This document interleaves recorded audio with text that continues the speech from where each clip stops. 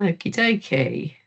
Right, good morning, everybody, and welcome to this. I think this is the 7th of the Green Footsteps Guide little sessions that do a bit more of a deep dive into various sections of the guide.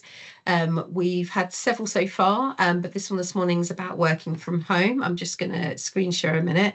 And we're really lucky this morning that we've got Andrew and Sam from Wildanet who are coming to help support on this session, being that their role is to try and get as many people across Cornwall, particularly in rural areas, connected, as so many of us work from home now, to ensure that that's a nice seamless thing for everybody. So this is the beginning of the guide, first page of the guide on the working from home section.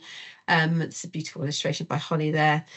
So we know that actually with more and more organisations having individuals working from home, it's really important for us to start thinking about how we go about doing that from home, and actually what our employees setups look like at home, how they're connected, everything from energy efficiency to who people are invested in at home in terms of their energy providers and stuff. We do have a full session on energy coming up. I think it's next week or the week after. So we'll be going a little bit more into that in detail. I will flick back to some of the guide after Andrew and Sam are done so that we can look a little bit more in detail about what's actually in the guide. But for now, if you two are happy to get up and get your screen share going, if you want to introduce yourselves a minute first, however you'd like to do it is fine. I'll first of all, can you see that, Kirstie? Yeah. Oh, brilliant stuff. Well, hi guys. I'm Andy. I work for Wildanet. I'm their health and safety manager. So my role is to hopefully make sure everybody goes home the same way they come to work, nice and safe. So that's what the intention is, and it kind of works at the moment.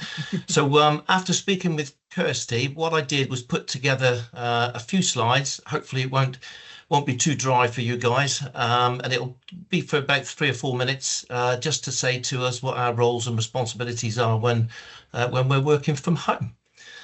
So is it okay if I continue, Kirstie? Absolutely. Just to go. So well, this presentation will cover some essential practices for maintaining a health and safety workspace at home, while also considering our environmental impact. So Sam, at the end of my few slides, will just say a few little bits on what the environmental impact is as well. So hopefully you'll find it reasonably interesting today from it. So like I said, my name's Andy. I'm the Health and Safety Manager for Wildanet. And my role is to make sure that when we allow people to work from home, is that they're working safely in it, right? So just a little bit really about some rules. As an employer, we have to make sure we conduct a risk assessment for the guys that work at home. The Health and Safety at Work Act is a great act. It's 50 years this year when it's been out and about. It tells us what to do, but it doesn't necessarily tell us how to do it. So it's open to interpretation. And the HSE, the Health and Safety Executive, gives us some guidance of how to work safely at home. Since April 2024, all employees can request. Doesn't necessarily mean that that they will be allowed to, but employees can request from day one for flexible working. And I think since COVID, a lot of guys have had the opportunity to work from home, and it's been very efficient. And thankfully, I know it's helped me when I need some time to put together some of my work. So employers should provide necessary equipment, particularly for the DSC users, for people who use their computers, and they must consider reasonable adjustments for any disabilities if these guys require any further assistance. And also we must ensure that employees maintain a data security and confidentiality whilst they're working remotely. So in this world, it's very challenging sometimes when you're working from home, especially with a young family. And so in today's world, many employees are transitioning to remote working. This shift presents unique challenges and opportunities regarding health and safety and environmental sustainability. So if you're lucky enough and your employer provides you with some equipment, it's very important to take time and set up the equipment that you have, and make sure that you support your body, your position. So you need to adjust your chair so your elbows are keyboard height, your forearms are level, and your back is supported. The top of the screen should be about eye level. The keyboard and the mouse should be close to your arms, and you should be able to relax your body. Make sure you move regularly whilst working. Look away from your screen at least every 20 minutes and try to get up at least every hour. I'm in a habit of sort of sitting there for far too long, but I need to get up and walk around a little bit more, I think, sometimes. If you've only been provided with a few bits of equipment, you need to be a little bit more creative to be able to support your back and get a good seated position. So I found this picture which I quite like, and it's using towels, cushions, pillows to wedge and get the seat height to a suitable level, and making sure that your back is supported with a cushion. If you need foot support, consider using an old book, maybe a file or a box as a footrest, which can be quite useful. Separate keyboard and mouse only. Find a way of raising your laptop. A tin, plastic box, books or file can do this job. The idea is it'll give you less stress on your back and on your neck. So you may only be provided with a keyboard and a mouse only. And some people don't even have that, no additional equipment. So if you only have your portable device, you can still look after yourself. You can remember the little tips that I've just given you for a better body position. You can perhaps borrow, if you're fortunate enough, a keyboard or a mouse. Perform some simple exercises. Try to keep moving every 15-20 minutes.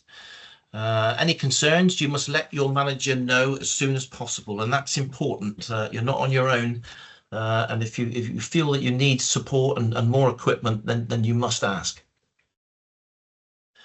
Working from home can lead to feelings of isolation, and that's true. I know that I felt that since COVID. And to combat this, take short breaks every hour to stretch and refresh your mind. Schedule regular check-ins with your colleagues via video calls or chat platforms. Keep in contact with the outside world. You're not on your own whilst you're working at home. Set clear boundaries between work hours and personal time to avoid any burnouts. Promoting mental health well-being is essential for maintaining overall health in your remote working environment from it. And even at home, safety should not be overlooked. Fire safety, ensure smoke detectors are functional and have an emergency plan in place. Avoid overloading those sockets with multiple devices. And if you can, and you should, use surge protectors where necessary. If you can keep a basic first aid kit accessible for minor injuries around, implementing these safety measures can help prevent accidents and ensure a secure working environment. Environmental sustainability. Working from home also offers an opportunity for a more sustainable practice. So we can reduce our paper use, go digital by using cloud storage solutions instead of printing documents. Energy efficiency, make sure we turn off the lights and unplug devices when not in use. Consider using emergency efficient appliances. Choose eco-friendly office supplies made from recycled materials. These actions contribute positively to the environment while reducing any operational costs. I've tried to go through that as quick as possible, maybe too quick, Kirstie. I wanted to make sure that there's time, but if there's any questions, please feel free to ask. I'm all good at the moment. It's useful to have some context to think about, not just we're going to go into the sort of more sustainability thing, but actually the realities of people working at home, because burnout, particularly in the green space, is really quite high. So actually making sure that the well-being of staff is being considered when staff are trying to deal with some much bigger problems, particularly around climate change, is really important. I know that I hadn't always been great at some of the stuff that you've just mentioned then, Andy. I now do have a standing desk and my platform is raised, and I do have a little timer on my computer to make sure I get up and go outside every so often. I think so many of us working working in the sector are often overwhelmed with work and the need to try and make things better all the time. So sometimes we don't always think about ourselves within that. It's the old adage of put your oxygen mask on before you help others. So the first port of call for any of us working from home to make sure that we're looking after ourselves before we start dealing with some of these big challenges. That was why that was important for that to be in there. Yeah. Sam, is there anything that you would like to add to that? Yeah. For a minute? I need to switch mutes and then echo. Yeah, I'll turn mine. Yeah, just to add to that, on the other side, coming from more environmental aspects. So from working from home, it creates a new emission. So that has to now be new data collection.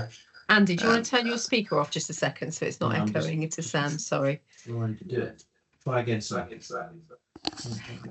Is this better? Still? Oh, it's okay. Still got a bit of an echo. Yeah. Try again. Is that any better? No. That's a bit better. I think it's maybe your now? speakers being. There we go. Try again. Yeah, that's a bit better. Maybe not. Is there a speaker on? Is your sound up on yours, Andy? No. Uh-oh.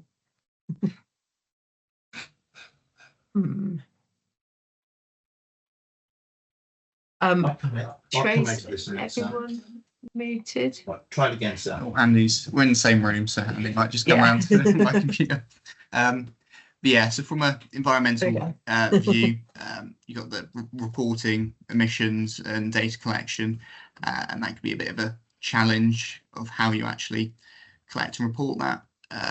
So the way we do that is we do a annual survey, which we do with our commuting, and this is a tailored one which depending on your answers will filter. So we've used Microsoft Forms for this, and it'll quite simply pick out how many days a week you're in the office, or if you are in the office at all, and then from that then you can work out the home working hours, and then from this then I can export this into a nice spreadsheet and then make a nice pivot table, and it'll filter out, and I can get basically all the commuting mileage for different vehicles as well as engine type, but focusing more on home working then, depending on how many days you work, it will then work out our home working hours, which we can then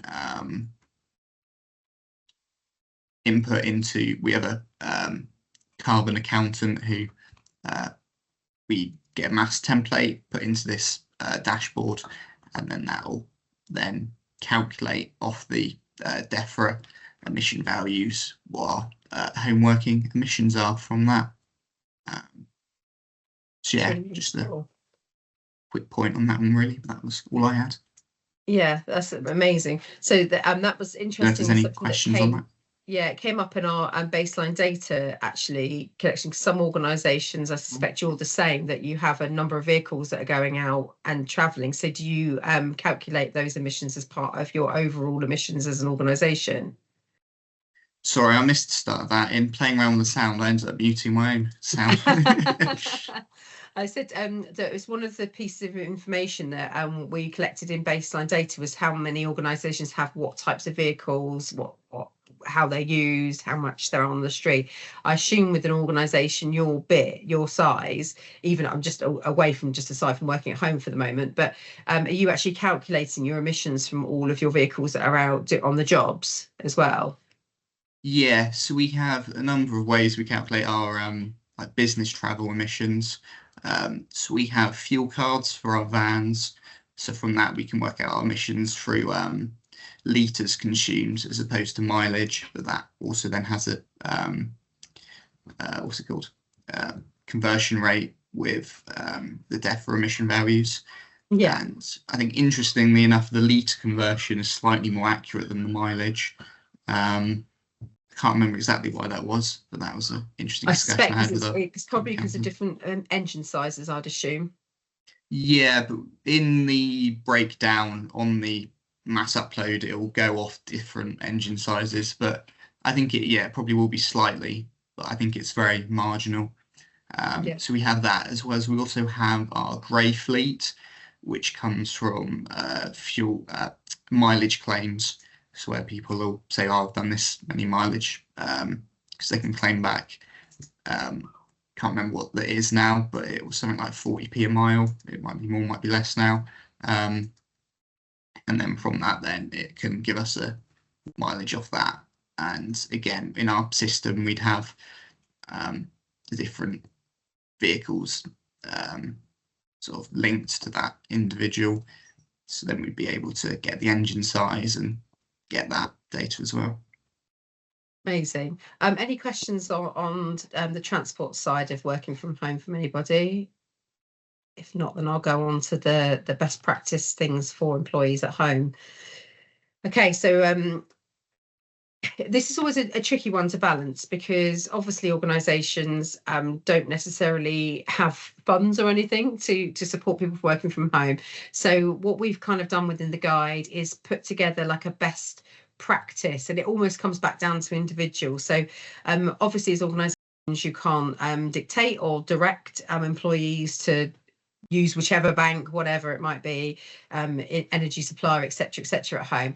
But what we did try to do is to create a best practice guide that you can give out to people that are working from home, that can help and assist them in terms of making those choices at home. So we know that people working from home, obviously you're at home during the day, you're going to use more energy, you're likely going to be cooking. All of us pretty much have to have laptops and various other devices all plugged in when we're at home to be able to work from home all day. So it's looking at how we start addressing that. So the number one first thing is to advise people to look at the energy providers.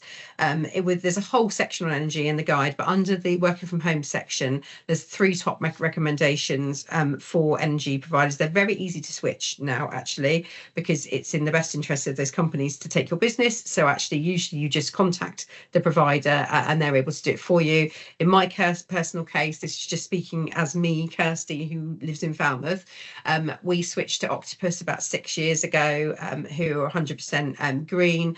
We do have gas in my house, but they offset in an actually truly equitable and ethical way to offset here. So we're with Octopus Energy. It's actually been cheaper for me than with who I was with before. There's also Ecotricity and good energy as well. So that's the first number one thing that I would recommend doing if you have members of your staff that work from home, is getting them to have a look at who they actually use as their energy provider at home, and recommending they look at some of the advice that's in our guide as to who the best one is. The second one we've already been touched upon is around energy saving practices. So absolutely be turning laptops off. What we do in my council role and this role, as there's an email that goes out once a month or something to remind everybody to turn everything off at the plug when they leave to go home at the end of the day. And the same thing is true at home. I have a little special bank thing here that I switch off manually every day and the beginning of the day. And actually everyone worries about how long it takes to start everything up. If you're working from home, turn it on, go and make a coffee, it'll all be up and running by the time you come back. So that's the first thing I do when I get up in the morning, is turn that on. That will save a huge amount of energy. It depends how tech savvy your employees are, but there's been lots of recommendations when we were doing the guide around LED lights, LED and remote controlled items that you can have. I personally am not really going down that road myself. Certainly got LED bulbs everywhere, but there's also a whole host of remote controlled things you can do to turn your laptops on and off, your lighting on and off, etc., from around the house, particularly if you've got members of your organisation that might have disabilities or struggle to access their office once they've, for example, if they've left their office, which is upstairs for the day, and they're downstairs, getting a pin plug that can go in with a remote control, and it means you can turn that off manually from external place to being in the same room. So that's helpful. The next thing, and this is a bit of a bugbear for me, I'll be honest, because it is something that does involve a cost, which is home installation Again, if you just live in your home or you work from home, one of the things that is one of the biggest challenges, particularly in Cornwall, is A, very damp housing, B, that we're very open to the weather, and C, having really poorly insulated houses. There are always a number of funds open, depending on if your employees are homeowners, tenants. They're not so great at the moment for social housing and tenants, but there's often little pockets of money available. And again, we've got under Chapter 7 buildings and Chapter 3 energy, there are links out to some of those funds that will be updated. So encourage your employees to, if they're able to, keep an eye on any of those funds coming up, because they might be able to apply to have better insulation put in their lofts, or double glazing, some of the draft proofing at the very least. Insulation around pipes is another thing, and on that as well, it's slightly unrelated, but if their houses are in floodplains, myself and Sam actually just did the course together, didn't we, a couple of weeks ago, the wonderful climate course with Climate Vision. There's also funding available to ensure that there's like automatic traps to make sure water doesn't enter properties and things like that. A lot of this stuff sounds really complicated, but there are so many organisations in Cornwall that can help employees if they're concerned. So if you have a member of staff that's concerned about whether they're on a floodplain or not, first and foremost, if you get them to go to Cornwall Council's website, they've got this amazing interactive map of all things Cornwall. Actually, there's wonderful stuff on there about footpaths, but some of the layers that are really helpful is you can toggle on the floodplains based on meters of water, and if you toggle them all on, it shows you exactly how likely your property, your workplace are to flood, and once you've got that data, then you can apply for certain pockets of funds to help protect your home or your business if you do in fact lay within a floodplain. So not quite working from home in terms of energy saving, but certainly something that's useful to know about. We also have got recommendations here about dehumidifiers, again talking about dampness. If you've got a decent green energy provider, then you can consider having a dehumidifier or something along those lines put in, because it will help with the dampness within your property. We all know that dampness in properties isn't great for people's homes when they're living at home.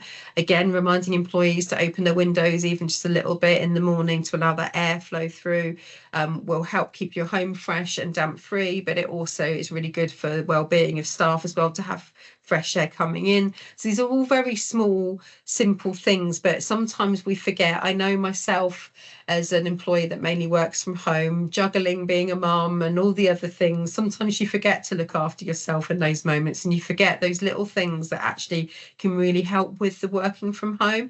Even in the winter, we always make sure we open the windows in the morning for about an hour just to filter the air through, just to help everybody get going for the day.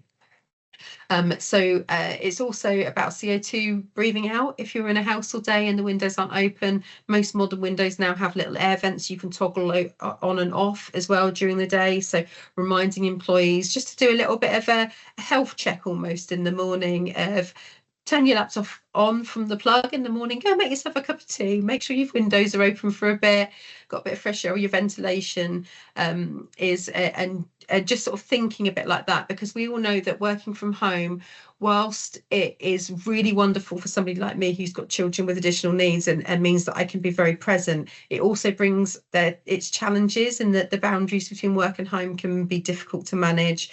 You're using more energy at home. Most organisations, I think, do provide like a working from home uplift a little bit for those to help cover the cost of energy of working from home, but it's easy for us to forget our employees or ourselves in that story sometimes, because we're so busy trying to juggle all the things. And whilst it's a wonderful thing and I'm very grateful to be able to work from home, it doesn't always become the most easy thing again. So there's another one, and this is two of my friends who are both doctors in the environmental space. It's their biggest pet hate when something that not everybody remembers to do, which is if you're working from home and you're on your own, fill your kettle only for as much water as you need for your cup of tea. You don't need to fill the whole thing up. The amount of energy that it takes to boil an entire kettle versus just for your own cup of tea, it is absolutely massive. It's one of the most simple and easy wins to reduce your energy consumption at home, or even better, if you're like me, downstairs is everything. I work upstairs in the day. Filling up a thermos with hot water and bringing it up here means that I only have to do that once. It keeps it hot all day, and that's really useful. So I find that little thing, although sometimes it does stop me from leaving my desk as much as I probably should, so I'll caveat it with that. If you're going to suggest people do that, make sure they still stand up. So on that, so the next thing that we have is again, those of us that work at home, we're likely to be eating at home. For those that are parents, quite often in my lunch hour I'll end up preparing dinner and stuff to try and save myself a little bit of time down the road. One of the best 2 investments I've ever made for us as a family, me as a mum, and also for my carbon footprint, is both an air fryer and a slow cooker. Both use significantly less energy than a microwave or a oven, and actually one end of the spectrum, the slow cooker, chuck everything in the morning, forget about it till later. At the other end of the spectrum, oh no, I forgot and I dropped the ball, don't know what I'm doing for dinner, can do something in 15-20 minutes in the air fryer. And they're both really good, sustainable and ethical choices for employees, so that's very good. There's also lots of stuff around, particularly for NHS colleagues on the phone will know about this, staying cool, staying warm. You know, the 2 opposite ends of the spectrum we have, with the work well being winter problems, and then the work well summer heat problems. And just to remind staff to, like I say, open the windows in the summer, close the curtains if it's going to be super hot. Not the nicest to work in the dark, but if you want to keep your home cool. And the opposite end of the spectrum, again, it's something that I invested in myself when I started working at home. I've got quite a rare autoimmune condition and arthritis, so and heating the whole house, I couldn't afford to do that, and B, it felt like a waste of energy when there's just me in it. So I invested in a heated blanket that I plug in onto my little bank here. It's cost hardly anything to use. It's heat the person, not the room, which is one of the things that we recommend to individuals who are on low incomes anyway, but certainly for employees working from home, pretty much all of my team now have these blankets, because it actually has reduced everybody's carbon footprint. It's actually been better for the individual, and we were all tired of going into Teams meeting and everyone's got jumpers and gloves and hats on because nobody wants to turn the heating on, and it was about £25, so it wasn't a huge investment, and actually we invested in those through our health and wellbeing budgets through work, and a lot of people have got them, and they've been as of one of the best recommendations I could say for working at home. Obviously, again, we talked about earlier with draft exclusions, anything like that. I don't know if anybody remembers your nan having like a sausage dog shaped one by the door when they were children, and we've brought them back in my house as well for that reason. So if you're going to heat a room, you can heat one room rather than all of them. We all live in difficult times financially, but obviously in terms of climate impact, better to heat just where you're using rather than others. So on the Green Footsteps guide, we have got, I said earlier, I've just found it because I just had a little look. So it's on page 2 of the working from home. There is the little link for the checker for renewable energy installation and supplies. So there's a little eligibility checker and a list of funding loans and grants. So if you're going to send any information out to employees, I'd really recommend that you either direct them to the Green Footsteps page, or you go and just click on those links and put those links in, because it will take them directly to funds that might be open for their homes. We all know it's very expensive. I think, was it it's about 28 grand, was it, Sam, on to retrofit installation around the outside of a house? I think it was the number when we had that presentation done to us. It's not a cheap thing, but again, if we can encourage and support employees to be in the best space they can be at home, that's going to make sure that everybody's healthy and happy. I'm going to take a break for just a second, see if there's any questions before I go on to sustainable technology, because I need to breathe for a second. Any questions? I also realised I didn't fill my water up, which is an epic fail with a sore throat. Sam, are you happy? Oh, sorry, carry on. It's a raw, sorry. Hi, Kirstie. Just a quick question. Will you be able to send the link to the guide you're mentioning? Yes, in absolutely. the chat? Yeah, absolutely. Yeah, I can do that. In fact, I can do that pretty much now. If you just give me 2 seconds. So the Green Footsteps Guide has it's nearly 100 pages of really well researched best practice on a whole number of different areas. On about page 3 or 4, there's there's 2 pages of chapters and subheadings, and really helpfully it took us about a month to do this, but you can hyperlink and jump to the sections that are relevant, so it's really easy from there if you want to just send it out to employees and say, if you go to the chapter heading, click on working from home, it will take you to a lot of this information that I've just shared, and then it will take you out again. So we've got hyperlinks all the way through it, because we knew we weren't going to have capacity to update the guide regularly. What we've done is we've put the evidence base in some of these things, for example, like the updated loans and grants that are available for installation. They go to other websites that are funded or hosted. Some are Cornwall Council, for example, sometimes they're Gov ones. So all that information can constantly be available, but we're not responsible for updating them. So there's loads of stuff, and I'd highly recommend everybody watch the finance / money session we just had. It will go up on the website probably later this week, because something I kind of knew, but I really got the picture big and strong and hard today, was the carbon footprint of the average business or organisation is roughly 50% everything other than money. So it's about 50% transport, yada yada yada, energy, yada yada yada. Adds the same again, and that's the carbon footprint of just banking. So that's finance, where you bank, how it's invested. So many of the big banks invest in fossil fuels, and then if you're going beyond that in terms of ethics, arms, butchery, deforestation, etc., and I think it was 32 or 33% again on top, so that takes you from the 100 to 130 something, is where the pensions are invested. So if you really want to make, that's by far the biggest impact you can make as an organisation, is looking at where you invest your where your banking is done and where your pensions are. Fascinating session on that. So there's a whole section on money there as well. So the Green Guide is 95 pages long. It's a big old document. It's taken 18 months to build and complete. But there's some great advice in there. I must just go and grab some water. Sam, are you okay just to do you mind just sharing a couple more bits from the climate learning that we did on that course? Anything off the top of your head you're just happy to do to expand on what I've just talked about? Well, I just grab my water from next door. Thank you, my love. Yeah. Back into sex. I think what else there was, it was lots about awareness of looking at where like you are at risk of flooding, like where there's possible entry points, as well as you could use a government map and you can see how much of a risk you're at. Because it was, I don't remember, was it 1 in 100 and 1 in 1,000 flood event, and you can see how at risk you are. And then, based on where potential entry points were, you can look at your best fitted mitigation methods for, protecting yourselves against potential floods.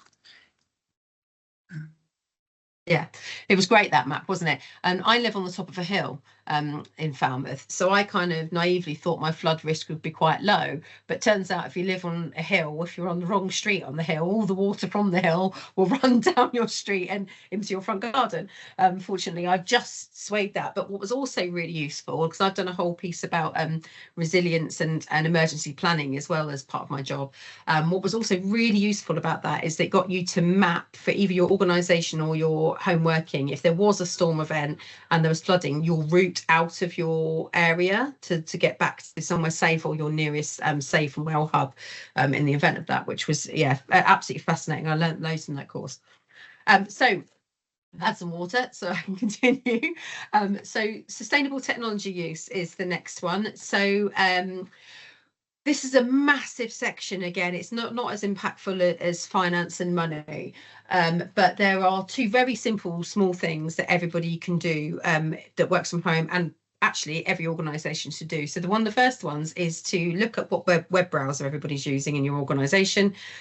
So all the big hitters, and we've just heard about this morning in the money session, Google, Yahoo, Apple, all of those organizations, their carbon footprint, oh my gosh, it is off the charts. Like, we're talking about trillions of tons of carbon just by using their organizations. However, there is an incredible green alternative called Ecosia.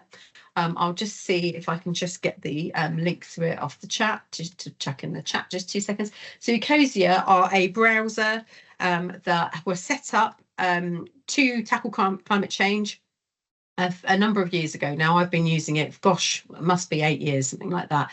And one of the things that they do, I can see it actually right now because the homepage tells you how many trees they plant. So they reinvest in trees, and they also take climate action. So they've currently, so far since they started, 230 million trees have been planted by them, and they've dedicated 39 million euros to climate change and action so far. And they use all their search engines are used in a way that doesn't have a carbon impact. So they're amazing. So I'll put the little link into it there. We have included in the guide a little how to get everybody to get Ecosia as their browser. It depends which computers you use, but it's basically the top right 3 dots. And then you can get your browsing details. You can push your settings, and you basically can set it as your default. Again, we implemented this in an office of over 100 people at the council, and massive impact in terms of our carbon footprint using that. Let me just get my guide back up again. So that's the first thing I'd recommend everybody does. And the second thing, which I learned through doing this piece of work, was the carbon footprint of sending an email versus sending a text or a Teams message. Emails are something like 8 times more carbon to send than anything else. So it's impossible, because obviously lots of people work outside of your organisation, but where this sort of comes into play is particularly for internal communications.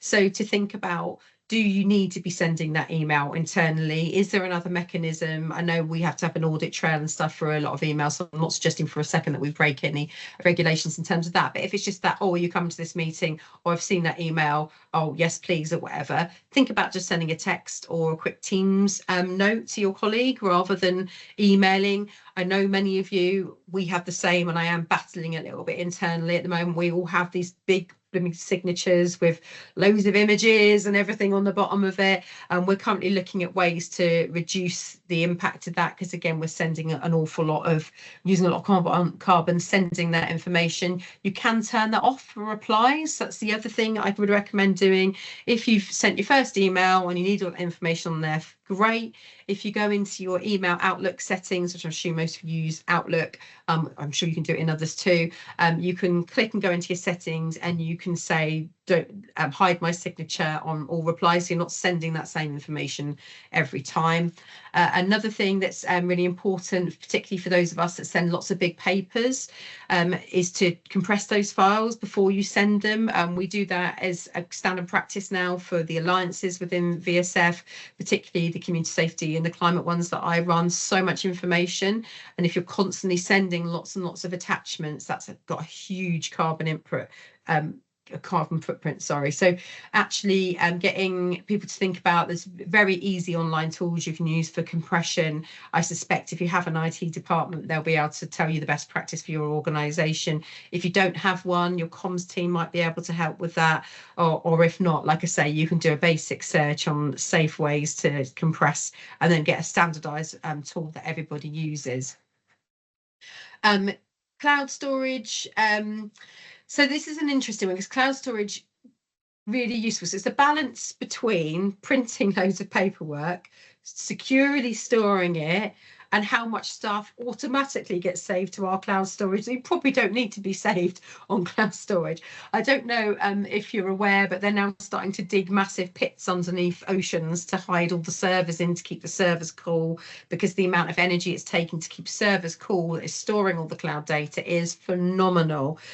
So I would personally, what I do, and again, this is just a me recommendation, I have autosave for cloud turned off on my my computer, and then I consciously upload what I need to upload. I appreciate that doesn't come without its own anxieties for some people. So if there's something really important that I'm working on with somebody, I'll upload it to our SharePoint or wherever, so that there is a copy and we can work on it remotely, and we'll do that. And I will turn it on if it's something that I know is really important. But if it's something that I'm just working on, I'll set up the autosave to go to my computer rather than to cloud. So it will make sure that I save it on my laptop, but it's not saving every single little thing I ever do or think to do or note I write myself to the cloud. So that's something just to be consciously aware of those choices. Second one is about device recycling. So you can recycle old electronics through the big organisations like PC World, Currys, etc., etc. There is also something bespoke in Cornwall called Cornwall Computer Recycling. So end-of-life computers, there's a huge amount of waste that going into landfill with computer recycling. And Sam, can I check that Wildanet had a project, didn't you, with reworking old laptops and sending them out to Wildanet? Can I check if that's still a thing and what's going on with that? Because that's a really great thing I was going to recommend, but as you're here, I'll ask you. Yeah, I'm not entirely sure what is happening with that project now. It was called Kit 24. We worked with Reconomy and the Good Things Foundation, and it was just about recycling or more repurposing technology that could be put it to someone else and then made use of. I believe the last few that we did was going through a company called Trusted Tech, and I think they were more Southwest based, so it might be worth looking at them. But I believe the project's kind of drawn to a close now. Okay, that's useful, because it was a really great thing. I'm sure somebody else will do something similar, will pop up. It was basically end of life, in inverted commas, electronics waste being, like some said, repurposed and given out to organisations that might need it, or individuals that might need that. We all know that people are getting left behind digitally in Cornwall at the moment. So that's really useful. So there is a section on eco-friendly devices. I'm not going to go into that because I'm trying to be tactful. It's maybe not the most economically easy thing for any of us to do right now, is to change all of our devices to eco-friendly. There's amazing companies, for example, that have mobile phones that are kind of, they're built in sections. So if a bit fails on it, you just remove that and you replace it with a new battery or whatever. They're incredible. They're not the most cheap things to invest in as organisations. And the same with laptops. We are definitely moving with the way EVs are going and technology is going more and more, that it's harder and harder to fix things yourself. There is a whole movement in that space in terms of design and ethical design to try and force the right to repair. Basically, I'm sure some of you would have heard about right to repair. It started with things like washing machines and cookers, etc. It has moved into tech a little bit more now. That it's not always cheap and easy to repair things or doable for any of us. So there's an area that I'm not going to go into, but certainly one to watch, because I would like to see us move towards a space that actually we have the ability to sustain our own kit and our own tech from home. So the next section in the working from home section is around companies that will help. Again, there's a whole list here. I'm not going to go through every single one, but going back to energy, transport, all that kind of stuff. There's a whole load of Cornish companies, because the other thing about being environmentally friendly, when we're thinking about supply chains, and we're also thinking ethically in a broader sense about trying to keep our investment in Cornwall for Cornish companies, Cornish employees. If we're going to make ethical choices for the environment, it's really important we think about the social value as well of where we're investing. So we've recommended predominantly Cornish companies as a first point of call in all of our sections. So here we've got a whole section around heat pumps. Again, bit of my soapbox thing. I'd love to have an air source heat pump or a ground source. Isn't beyond my means. personally at home at the moment, but certainly something I'd hope to see there being more investment from nationally that would help us, the people that work from home, and to get our buildings and our homes working more. So there's a whole list of people there. There's a whole list of companies that currently either rent, sell or fix electric bikes, talking about looking at transport, like Sam mentioned, around travel, because one of the things of working from home, yes, we do a lot of things online. We are on Teams a lot. It's ironic because people always want you to keep your camera on, but if you turn your camera off, it loses less energy. So if I'm ever in a presentation, for example, always turn my camera off. But if I'm in a meeting like this, keep it on. But we do also have to move around the county to go to various companies and organisations and meetings. Of course, we should all be trying to use public transport. I'll hold my hands up and said that's probably not on my bingo card, because as a parent with children that have additional needs and I might need to leave at any point, I need to be able to have autonomy over where I am. I haven't got the hours in the day to spend on buses getting from Falmouth to wherever else. But we do have solutions here in terms of e-bikes and EVs. I'm lucky enough that I do have an EV now. So there's a whole list of EV charger installers here for Cornwall. A list of places you can get EV bikes from. There is still the cycle to work scheme that's running still, I think, at the moment. So there is some support still to invest in bikes. If, for example, one of your employee lives in a town, they mainly work in that town, see visiting clients in that town, and they can get around, that's something to look in. We've also got minimising waste, which again, Andy mentioned at the beginning about paper use, recycling at home. It should be easier for everybody now. The whole of Cornwall has moved to the new waste stream. We're still getting a bit used to it in Falmouth because we've only had it for about a month. So encouraging your employees where possible to make sure they're reducing straight away, reusing where they can be, but then if they can't, to make sure that they're recycling at home. We're not there yet, but I can imagine in a few years' time we might be getting to the point where our bins are being checked and there'll be fines being put in place if we're not recycling and putting things in the bins that should be in the recycling. Unsure how I feel about that. I think if it motivates people, maybe that's good. Repairing is another thing. So we're really, really lucky that in Cornwall we have a massive network of repair cafes. Now there's one in pretty much every town now that meet monthly, if not more than that. There are also little subgroups that come, certainly in the Falmouth and Penryn one. There's a whole social media presence and platform where people actually meet and help each other and support each other.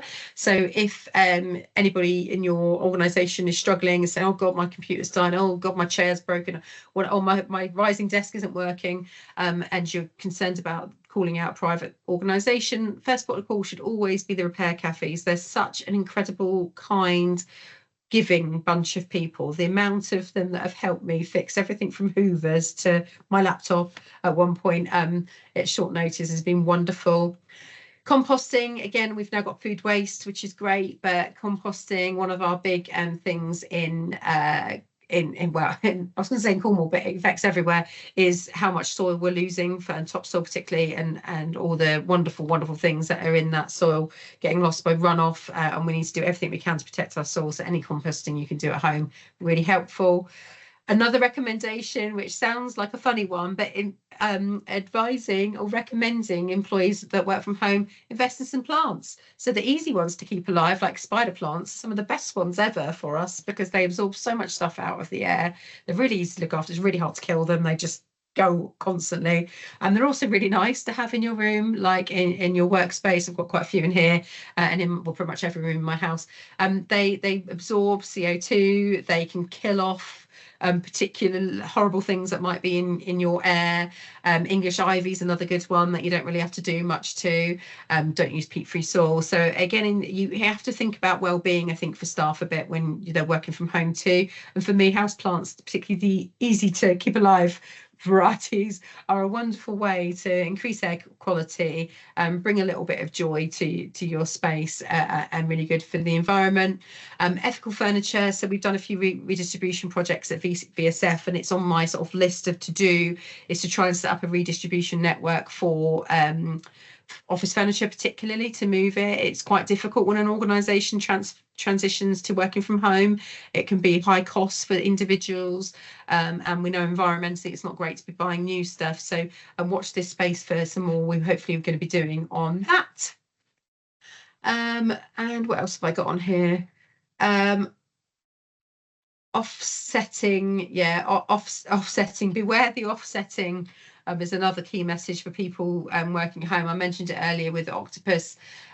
We, through the research in for the Green Footsteps Guide, there was quite a lot of concerns raised about greenwashing, particularly, and this idea of carbon offsetting. We did a bit of research, and I think at the time there was about 280 plus ethical green logos you could have on your furniture, your business, whatever, many of which don't actually mean anything. So beware the sort of branded green stuff, to just make sure that it is something that you absolutely know completely is the right thing. So there's the little tree one, which is amazing on food, which the forestry one is great. So double check before you buy anything, just because it markets itself as green, and offsetting kind of falls into that. You know, when you are an organisation or company says, oh, we offset, how do you offset, where are you offsetting? It's wonderful if you're offsetting in Spain, but if we're in England, is there a UK space that it is having offset? There's also the new, is it called Hive? I want to say Hive, that might not be right actually. There's also a new business to green partnership in Cornwall, on Cornwall Council's website. If you search it, I can't think of what it's called off the top of my head. I don't think it is Hive. Anyway, it's about it's kind of around offsetting a little bit in part, but it's also about matching big businesses that operate in Cornwall with environmentally sustainable projects or things people want to help. So it's the idea of getting those big businesses to invest their surplus when they're offsetting for tax into something local rather than something national, and certainly to be a bit mindful of that when you're looking at offsetting. There's a whole section in here about well-being. I'm not going to harp on about single-use plastics and diet. Personally, I feel that people should have autonomy over that, but there are recommendations in there. And certainly one of the things I would really say, and I've said it a few times now, is about well-being for working from home individuals. There's a statistic that I heard recently. I think it's 18 minutes outside a day has such a profound impact on mental health and well-being, that it's so easy for us all to ask for one more thing of our colleagues. It's so much harder as an employee to step away from the desk and go and sit in the garden for 15 minutes or go for a walk around the block at lunchtime. I'll just get some of those emails done. I'll just reply to that a minute. Before you know it, you've been at your desk for 9 hours and you haven't left. Well-being is something we really focus on at VSF, and certainly for those people that work in the climate space, having been doing this and work around this space for nearly 15 years, the amount of burnout, it breaks my heart, because the people that work in this space are so passionate and dedicated and energetic about it. But there is always a personal cost. It's like people have to be reminded to look after themselves, that there is always going to be more to do. And if we don't look after our health and well-being, and we don't turn off the laptop and we don't get outside, then eventually staff do get burnout. And we've seen that. We see that across our sector all the time beyond the climate space. But it's certainly something that my personal recommendation would be when advising staff around all this sort of sustainability stuff at home, is to also say it's really important you look after yourself as well. We want you to make sure you're opening your windows, you're getting, you're drinking enough water, you're popping outside in your break, you're removing yourself from the laptop. We know there's been so many studies that show that people are more productive if they take those moments. I'm even allowed to go and have a swim or a walk in working days, because they know that I do my best thinking when I'm away from the laptop. And so some of this stuff isn't just great for the climate, it's really good for staff as well. And we're not very good, those of us that work from home, having boundaries between work and home. It's very easy when your laptop is in your home to just pop back on and check that email, and then before you know it, it's been 40 minutes and you've got completely waylaid, or to just work through because you're racing against the clock to get to wherever you need to be as a parent or whatever later in the day. So well-being for me is a really big part of how we look after and are sustainable, not just within the green sense, but within our organisations, and caring about those people that work work for us and with us, because we all work very hard in our sector, and we need to care for each other. So I'm going to end it on that and see if there's any further questions from anybody around that. I'm very sorry I've just talked at you. My voice is even sorrier. But if you have any questions about any of that, please do just let me know.